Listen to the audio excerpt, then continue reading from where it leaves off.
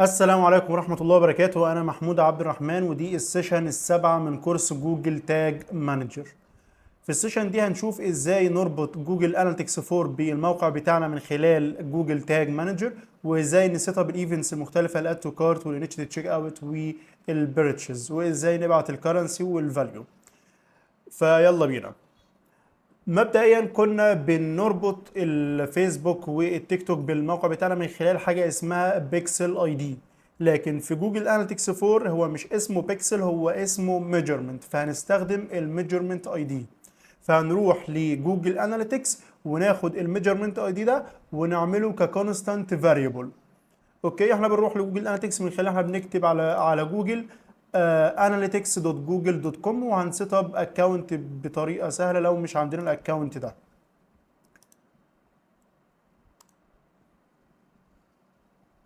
هنفتح الاكونت اللي هنشتغل منه.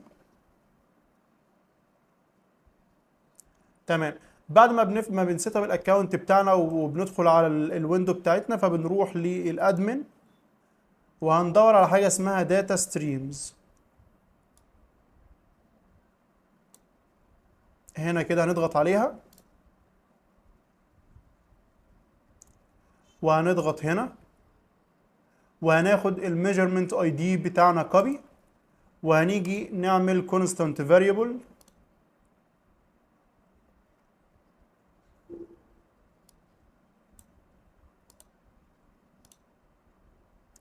هنروح للكونستانت وهنحط الفاليو بتاعتنا وهنسميه GA4 measurement ID وهنسيفه.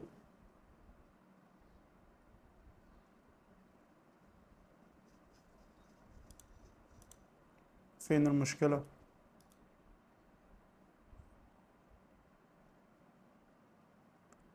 طيب تعالى نرفرش البيج تاني.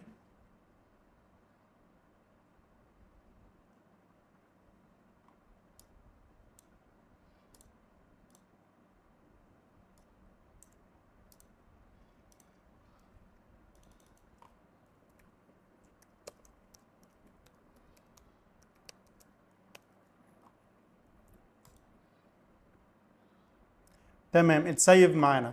هنروح بقى علشان نعمل التاج بتاعنا ونربط جي اي 4 بالموقع بتاعنا. فهندوس على نيو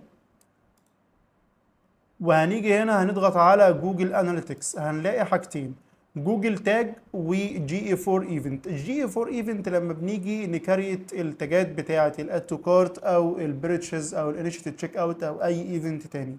جوجل تاج هو الحاجه اللي احنا بنحط فيها الميجرمنت اي دي بتاعنا علشان نربطه بالويب سايت ككل. فهنضغط على جوجل تاج وهنختار التاج اي دي بتاعنا.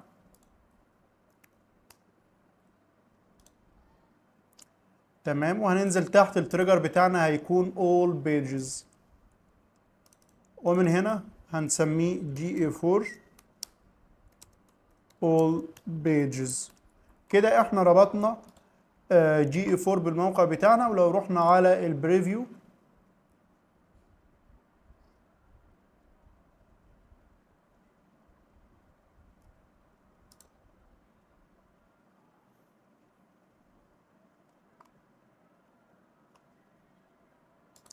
هنلاقي ان التاج بتاعنا سمع هنا GA4 all pages. طب ازاي نتاكد؟ احنا كنا هنا بنستخدم مثلا الميتا بيكسل هيلبر او التيك توك بيكسل هيلبر، فهنا بقى بنستخدم ايه في GA4؟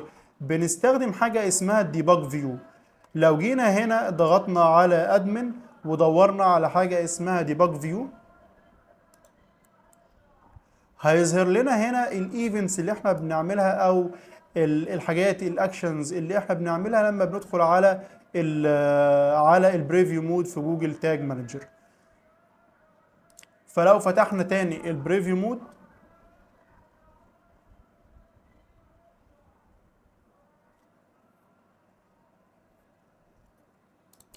وضغطنا على كونتينيو ورجعنا لجوجل اناليتكس 4، هنلاقيه بيسمع هنا بس هو بياخد ثواني عقبال ما يسمع.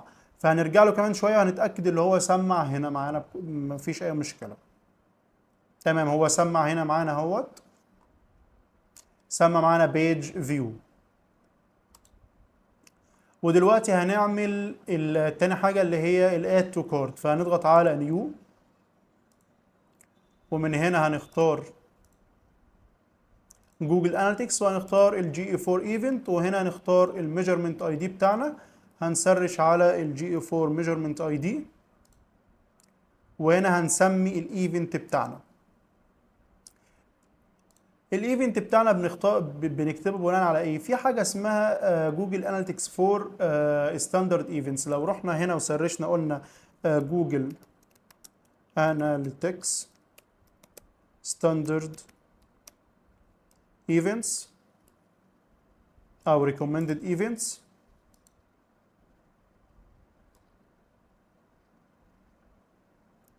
تمام، هنلاقي هنا الايفنتس الستاندرد او ريكومندد من جي اي 4. فاحنا بندور على الاد تو كارت، فهنا اهو هناخدها كوبي، وهنيجي لجوجل تاج مانجر وهنحط الايفنت بتاعنا، وهننزل تحت هنختار التريجر اللي هو الاد تو كارت، وهنسميه جي اي 4 اد تو كارت، وهنسيفه. وتعالى نروح للبريفيو مود تاني،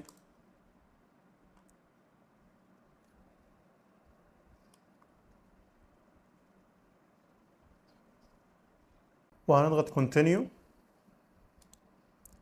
وهنيجي هنا نضغط على اي حاجة add to cart. هنيجي هنا هنلاقي ان الجي 4 add to cart fired، ولو رحنا للبريفيو مود هنلاقيها للديباج فيو هنلاقيها برضو fired هنا، بس هتاخد وقت.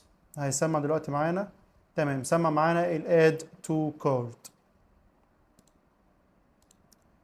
ودلوقتي هنعمل التاج التاني وهو الانيشيتد تشيك اوت، فهنضغط على نيو كونفيجر نيو تاج، هنروح لجوجل اناليتكس وهنضغط على جي 4 ايفنت، وهنختار الميجرمنت اي دي بتاعنا من هنا،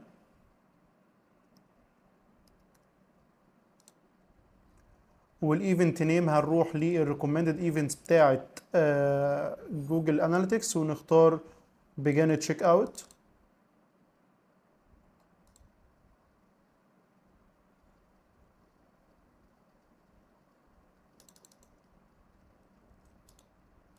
ونحطها هنا، وهننزل تحت نختار التريجر بتاعنا انيشيت تشيك اوت، وهنسمي التاج جي اي 4 initiate،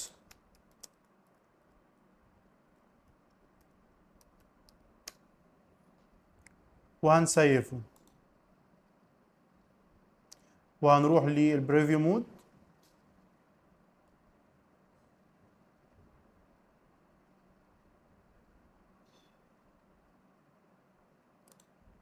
تمام، وهنروح للتشيك اوت بيج،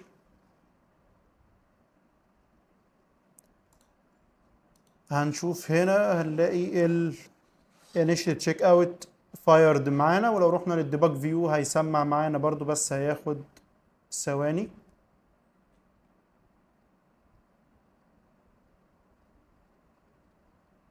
تمام، بجانب تشيك اوت سمعت معانا. هنيجي دلوقتي للبيرتشز وهنضغط هنا، هنروح لجوجل اناليتكس جي اي 4 وهنختار الميجرمنت اي دي بتاعنا،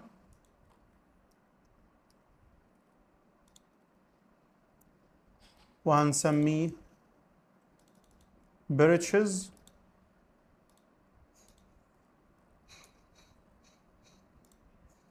والتريجر بيرتشز، وهنسمي ده كده جي اي 4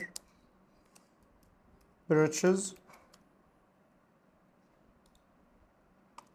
وبرضه هنروح للبريفيو مود.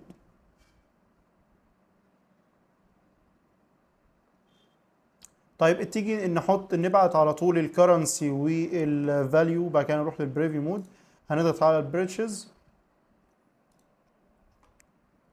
وهنيجي هنا على الاوبجكت بروبرتيز، و هو ده الفيسبوك، اسف، هنيجي على جي اي 4 بريتشز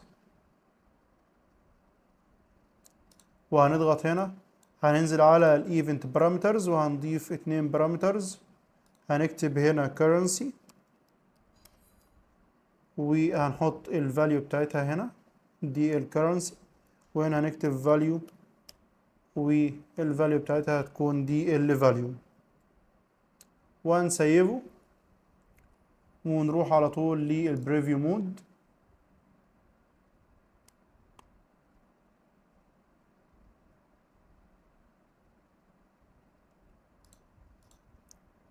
تشيك اوت، تمام، وهنضغط بليس اوردر.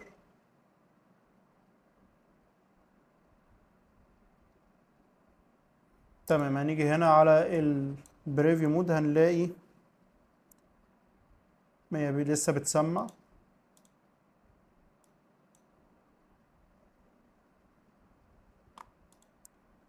جي 4 المفروض جي 4 يسمع هنا جي 4 بريتشز. طب تعالى نرجع تاني نعمل بريفيو مود مرة تانية.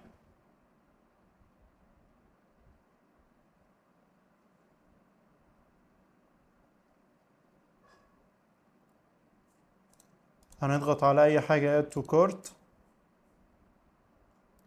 وهنروح للتشيك اوت وهندوس بليس اوردر.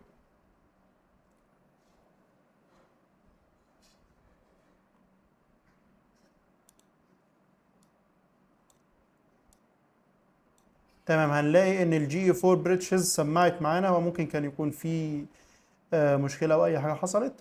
فهنا الجي 4 سمع معانا، والجي 4 انيشال تشيك اوت سمع معانا، وبرده الاد تو كارت والاول بيجز. تمام، هنيجي دلوقتي على جوجل اناليتكس. اخر حاجه كانت البيجن اد تو كارت، وبعد كده البيجن تشيك اوت، وكل حاجه احنا عملناها سمعت معانا تاني اهيت. ولو جينا هنا هنلاقي ان البريتشز سمع معانا. طيب يبقى كده فاضل حاجه واحده، هو ايه هي اليوزر انجيجمنت وايه السكرول وايه الحاجات دي، احنا ما سطبناهاش وما جيناش ناحيتها. فازاي موجود عندي الايفنتس دي؟ هي الايفنتس دي معموله باي ديفولت من خلال الجي اي 4. اول ما تيجي تعمل الاكونت بتاعك باي ديفولت بيسطب لك الحاجات دي. فلو احنا رجعنا تاني للداتا ستريمز وضغطنا هنا، هنلاقي ان في حاجه اسمها enhanced measurement. الانهانسد ميجرمنت دي معموله باي ديفولت اون، فاللي هي الحاجات دي البيج فيو والسكرول والاوت باوند كليكس والسايت سيرش والفيديو انجيجمنت والحاجات دي. انت عاوز توقفها بتضغط هنا، عاوز توقف حاجه معينه بتضغط وتوقف الحاجات اللي انت عايز توقفها. لكن انا بفضل اللي هي تفضل زي ما هي شغاله. يبقى احنا كده بكل سهوله قدرنا ان احنا نربط جوجل اناليتكس بالموقع بتاعنا من خلال جوجل تاج مانجر، وكمان سطبنا الايفنتس المختلفه من الاد تو كارت للتشيك اوت للبيرتشز، وعرفنا ازاي نبعت كمان الكرنسي والفاليو في دقايق معدوده تقريبا، ما اخدناش وقت.